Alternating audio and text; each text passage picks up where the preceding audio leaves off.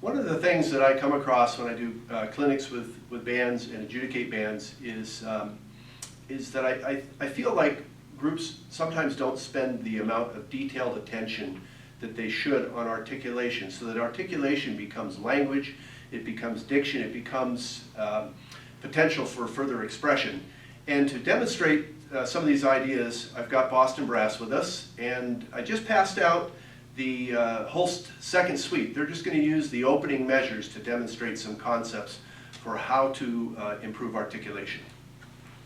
So articulation for the Boston Brass is a very interesting thing. We use it also past the idea of being literal to the music and make it part of the storytelling. So we'll work articulations into the fabric of the dynamic storytelling to tell a better story. So it's incredibly important for us to make a 2-hour-plus concert interesting.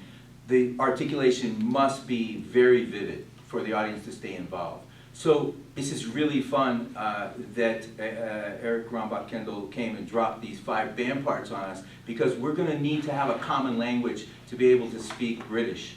And so what we're going to do is start in the 3rd bar, and we're going to mimic and learn the code as written by Jose Cibaja, who's done this piece a lot, especially with Gary Green.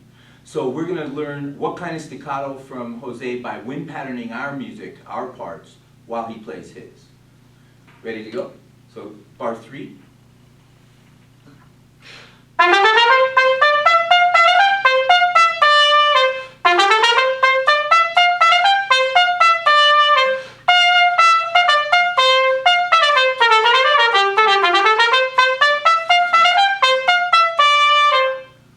That was beautiful. Thanks, man. Yeah, and the fact that you're Costa Rican and then you lived in Miami and you still can speak British English is awesome to me. I know Frosty. But a picture, as drawn by Jose, is worth 1,000 words to us in the group, because we learned what staccato we're going to use, we learned what weight on the notes are going to be at the ends of the phrases, and when he broadens out letter A and starts to make a more grandiose gesture, we know how he's going to connect the notes. We're making plans when we're wind patterning like that. We're staying involved with him in wind, but we're imagining a sound. Let's see what we imagined. Let's go back to the top of the piece, but the 3rd bar. We'll start in the 3rd bar.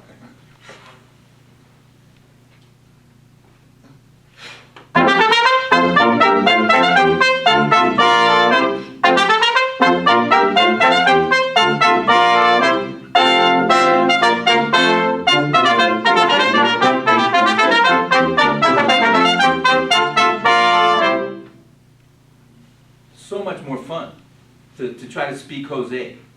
So that's an awesome way to quickly get the language put together, because there are leadership people in the management system of any ensemble, and a section leader with great opinion is somebody that you want to follow in terms of articulation language. But let's take it further. Let's investigate the possibilities. Play it as if you play oboe. Okay? And we're going to think of us as a double reed ensemble. So I'm going to play contra, you can play regular bassoon, you can be the English horn player. It all works out, doesn't it? But you have to play oboe d'amore. Good luck with that. Good luck finding a good reed. So now we're all thinking double reed short. We're thinking a whole different thing. You play.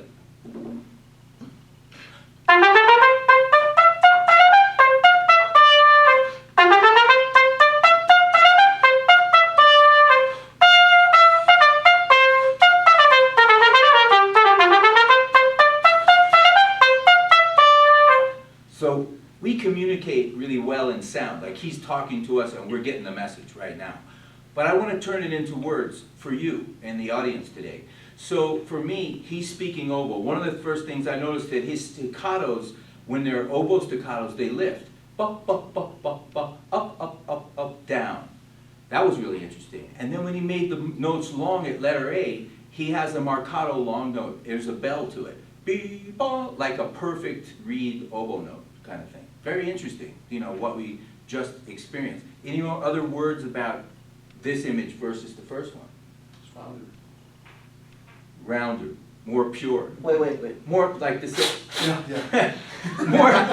it's more the sound of one bore of tubing with keys on it. We envy everyone who gets to play like that. We have to play through plates of spaghetti worth of tubing to get things right. So it really was the image of a single bore instrument. Let's play that. Let's play the double reed thing.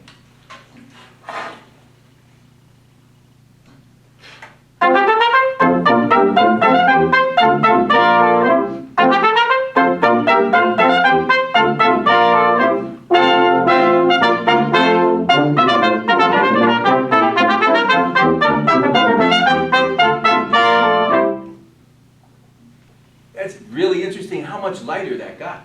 It's a different staccato, it's a different, lighter, more melted down. This band is really good at balance, but I can't believe how much woodwind got spoken. Okay, let's make it a mallet ensemble, a percussion ensemble. Everyone's playing mallets. Okay. Is everybody cool with that? Yeah. So you're thinking a whole lot about, watch the mallets while you play.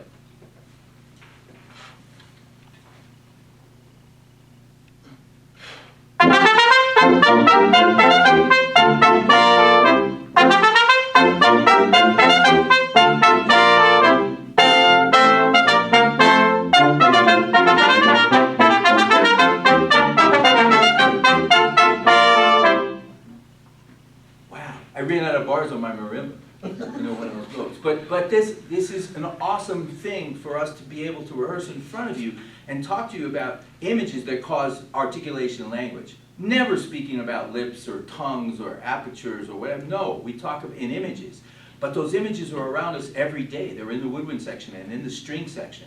And they're on famous recordings. So to give sound examples is to give a ton of information in a short amount of time. So it's a beautiful rehearsal technique.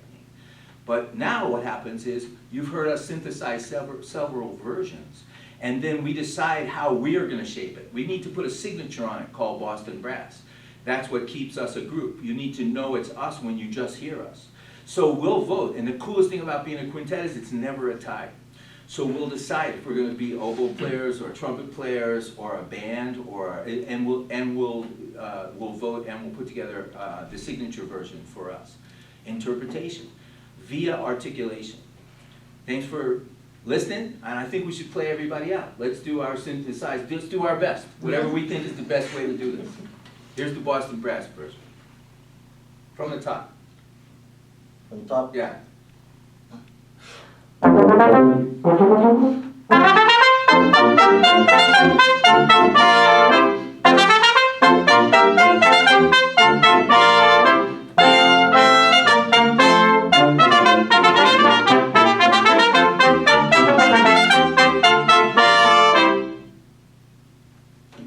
See you later.